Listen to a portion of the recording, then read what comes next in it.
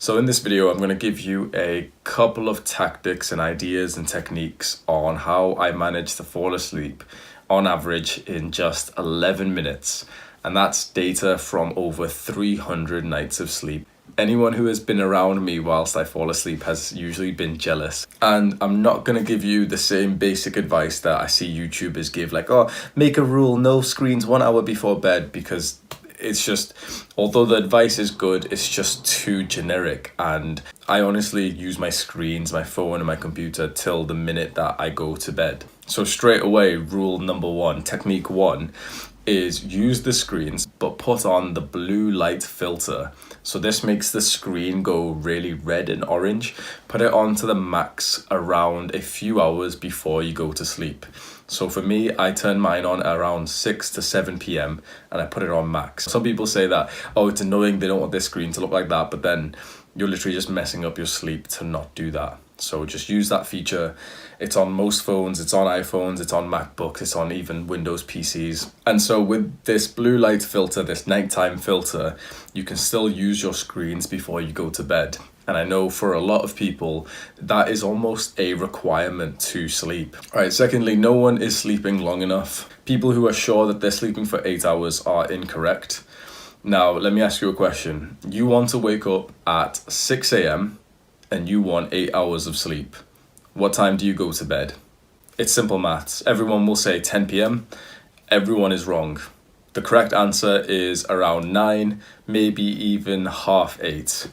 No one said they want 8 hours of lying down, of bedtime. No, it's 8 hours of sleep. And even me, even someone who considers themselves to be like an expert sleeper, it takes me 11 minutes on average to fall asleep.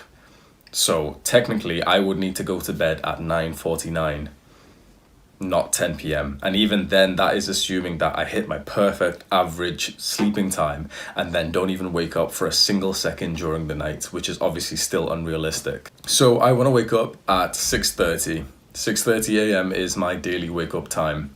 What time do I go to sleep? I want 8 hours. 10:30? No, 9:30. 9:30 I'm in bed. And I've even just changed this last night. I have made this even more drastic. I am now waking up at 7 a.m. and I'm going to get into bed at 9 p.m. That's 10 hours I'm dedicating to sleep. And I just checked my data and I'll show you as well. Even though I set aside 10 hours for this, I was only asleep for 8 hours and 20 minutes. Just think about that. I set aside 10 hours for bedtime and I was only asleep for 8 hours and 20 or something close to that level. That makes you wonder, all of the people who are setting aside 8 hours, how little sleep are they actually getting? My guess would be about 6.5 hours. Because I think most people toss and turn and go on their phone even in bed. So even though they're in bed at 10 p.m, they haven't stopped scrolling on their phone till 10:30, 11. Setting aside a longer time for your sleep block is probably one of the best little techniques that you can take away. You want 8 hours, so set aside 9 to 10. And finally, if you're an active person, which you should be. If you're watching my videos on self-improvement, then you must be an active person. I cannot emphasize the importance of exercise enough. Every single day you can do a form of exercise. If you've been doing incredible amounts of strenuous exercise, then yeah, 1 day off a week is pretty good. But other than that, you can do a form of exercise every single day. You want to sleep better, you need to be tired when you go to sleep. The amount of people who tell me that they're not tired when they go to sleep, but they're tired when they wake up, like that's normal now. That like normal people wake up and they still feel tired and they go to bed feeling like wide awake and they don't want to go to sleep yet. That's normal. Take a second to think of how weird that is normal. That is what's average. And if you feel like that, if this is what you experience, you wake up tired and you go to bed awake, honestly, shame on you. Like, you have prioritized the wrong things completely. I think sleep is one of those things that if you are not prioritizing, it's your own loss. Everything that you can think of that is like a downside to humans, a lack of sleep will do. Everything that you can think of which is like a positive for humans, good sleep will do. And we can even go far to say, like, good sleep will literally make you more attractive, will make you more money. Bad sleep will literally make you more ugly, and it will make you poorer.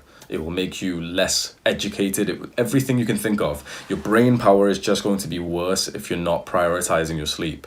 So honestly, shame on you. If you wake up tired and you go to sleep like awake and you're kind of annoyed that you're so awake at nighttime, that's because you have not put in enough effort into your sleep. If you're watching my channel, you're into self-improvement, you're trying to better your life, this is where you start. This is where you start. You have to prioritize sleep. I feel like the majority of people who are having bad sleep are ones who do not exercise. You must be tired when you go to bed. It should be obvious. Like, you've just done a hard day's work, right? So you should be tired. But a hard day's work doesn't just mean you went to your full-time job and then came home and watched Netflix for like 3 hours before bedtime. It means you went to your job, came home, exercised for an hour, and then watch Netflix for like 1.5 hours. And watch how nicely you'll fall asleep then. You'll be grateful to rest your shoulders on your bed. When your muscles are sore, your bed, even the most uncomfortable bed, feels like a cloud. It feels so nice to rest your sore shoulders and your chest and your back on a bed, just on anything. It just feels nice to lie down after you've just worked your body out. And if you feel wide awake when you're going to sleep and you're not even tired, that means that you haven't done enough for yourself. And even you might feel like you've done so much. You've been to school and you came home and you did an extra hour of homework and maybe you even exercised enough, but it honestly is probably not enough compared to your own capabilities. You should be tired when you lie down at the end of a whole day. If you're not, just don't take this as an insult, but I think even take this as a compliment. That means that you can do more. And maybe you don't want to do more, but you've got the capacity to do more because you still had energy at the end of the day. You go to sleep at the end of the day when you have no energy to refresh, recharge your energy. If at your bedtime, 10 p.m., you don't need to recharge your energy and you still feel wide awake and you've got some energy, then clearly you didn't expend all your energy in the day. It's common sense, but a lot of people just don't put the links together. So here is the practical advice. If you're having poor sleep right now and you find it difficult to get to sleep fast enough, implement these things. Number 1, use the night light filter on your devices that you use before going to sleep, and make sure you set this so that it comes on at least 2 to 3 hours before your bedtime. Number 2, extend your bedtime. Make your bedtime longer. If you only set aside 8 hours for bedtime, you will not get 8 hours of sleep. You want 8 hours of sleep? Set aside 9 hours for bedtime. Yes, that means you need to go to sleep earlier. And then everyone will say, wait, but I can't go to sleep earlier, I'm not tired. Okay, you're not tired when you go to sleep and you're tired when you wake up. Do things in the day that make you tired. Right now, whatever you're doing is not working right, so you have to do something new. So stop having the same day as always. Stop being sat down for 3 hours before bedtime or 6 hours before bedtime just watching your screen with all the blue light hitting your face, and instead exercise, tire your body out. When you finally lie down, you should feel good about lying down. You should literally want to lie down at about 9 p.m. If your body's tired, you will do.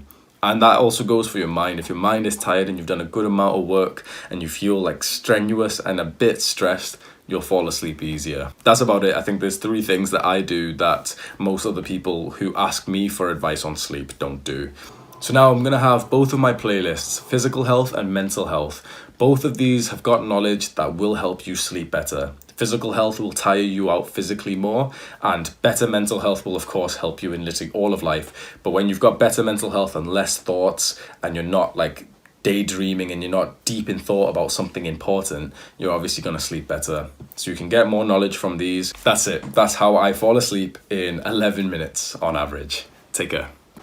Alright, I actually have 2 more bonus techniques to improve your sleeping, to fall asleep faster. I actually forgot to mention these because of how normal they have become in my life. It's just become a normal part of my night routine that I completely just forgot that this isn't something that most other people do. I remember reading a study a while ago. I'm probably not going to bother trying to find it, so just try and trust me, or at least try this for yourself. Essentially, the tactic was to journal just before going to bed. They experimented the different types of journaling to see what would help you fall asleep faster or have better sleep. And the one type of journaling that did help wasn't gratitude journaling or deep journaling. It was simply a checkbox. It was simply a to-do list. So it was literally just planning the things to do tomorrow. And so I did this for about a year straight using my iPhone on just the basic notes app. You can add like a little circle, check, whatever it is. And I would literally just have it as wake up, go to the toilet, check my weight, go to the gym, everything that I wanted to do step by step by step by step by step. Go to university, do my lecture, do this extra work, do this, go and meet someone, eat this food, everything that you could think of. When you do it step by step like that, you essentially take those thoughts out of your mind. At least for me, what I found was that when you have that on paper or just written out on your phone, then that stuff, that plan, that to-do list is not in your head. And that's actually very powerful, because I think for most people who are planning their day out, they would probably do it when they're going to sleep. So they're planning what to do tomorrow, when they're gonna wake up, what they're gonna do first thing. Oh, I need to go and speak to someone. I need to send that email. I need to read that letter. I need to do this and that. If that's in your head, it's gonna stop you from falling asleep. So write it down, and then it's out of your head in paper, and you know that you just do not have to think about those things anymore. So that was technique number 1. So I used that technique for a very long time. And now there's one other thing that I have done since, I don't even know, I had this video edited and uploaded, ready to be uploaded on Friday. So that is literally today. And I thought, you know what, I'm going to take off the uploaded version. It's private right now. I'm going to take it off and upload this technique as well, because this is something I've been doing since I was probably about 10, 11 years old. And it is the quickest, most reliable way to fall asleep. When you're going to sleep, when you're in bed lying down, probably one of the best questions to ask is, what should I be thinking about? Because there are definitely some things that if you think about them, you will fall asleep faster. And there's a lot of things that if you think about them, you will fall asleep slower. So the things, in my opinion, that will make you fall asleep slower is things like relationships, work, the to-do list, what you have to do tomorrow, because then you have to think about these things. The best thing to think about when going to sleep is fantasy. It's to think about something that is not real. So this works so well for me because, as I've said in my previous videos, I was very addicted to video games. So I am being completely honest, for around all of my teenage years, I went to bed every single night with this thought in my mind. Okay, what I'm going to do next on which game I was playing, what I was going to do next on RuneScape, on Minecraft, on League of Legends is... That's it. Then I would think, okay, so what I'm going to do next on RuneScape is I'm going to do this quest because I want to unlock this sword, and then I want to be able to fight this person, and I want to be able to get this level. What I want to do on Minecraft is, we were on this server and I'm pretty sure I killed someone and I got his diamond armor. Or what I'm going to do next on League of Legends is try and get to gold 5 rank. I might play with Lee Sin, I might play with Malphite. Thinking about fantasy means that you're not thinking about real life, and fantasy makes you fall asleep easier than sleeping pills. And in fact, I've just stole that line. I remember reading, I think it was a comment on Reddit or something like that. It was completely random, but someone literally just commented saying that reading a fantasy fiction book just before bedtime was better than sleeping pills. It makes sense. I think if you're watching my channel, you're into self-improvement. You probably are also into self-improvement books, and I am as well. And I think those are the wrong ones to be reading at nighttime. So I haven't tried this already because the fantasy game thing works for me. And you know what's interesting? This is kind of off topic, but it was not too long ago, maybe about 2 weeks ago. I haven't played any of these games for years, and I literally just wanted to experiment. I went to bed and I thought, okay, what I'm gonna do next on RuneScape is, and I started remembering what was my old account like, what level did I have, and okay, if I was really playing this game, what would I do next? I fell asleep instantly. I don't remember the rest of the thought pattern because I must have fallen asleep within just 3 minutes of trying this. So try that for yourself. There's 2 extra tactics there for you as a bonus. Make a checklist, to-do list journal for tomorrow. Get all of those thoughts out. What do you need to do tomorrow? Even the smallest things, get them out, because then you don't need to think about it when you're going to sleep. And secondly, think, what your thoughts are. Think about fantasy. For me, it was video games. What I'm gonna do next on the video game I was playing. For you, it could be reading Game of Thrones before you go to bed and then just thinking about the story, what you've just read. That's actually a fantastic idea. Read or visualize something that's just not about real life, because real life is pretty stressful and real life does keep you awake, but fantasy lets you like fall into the dream world perfectly. So there's the extra few tips. I hope all of these tips I've gave can benefit your sleep, because it is, as I've said, pretty much one of the most important factors that we have. Good sleep will improve every part of your life. So try and implement these techniques. Take care.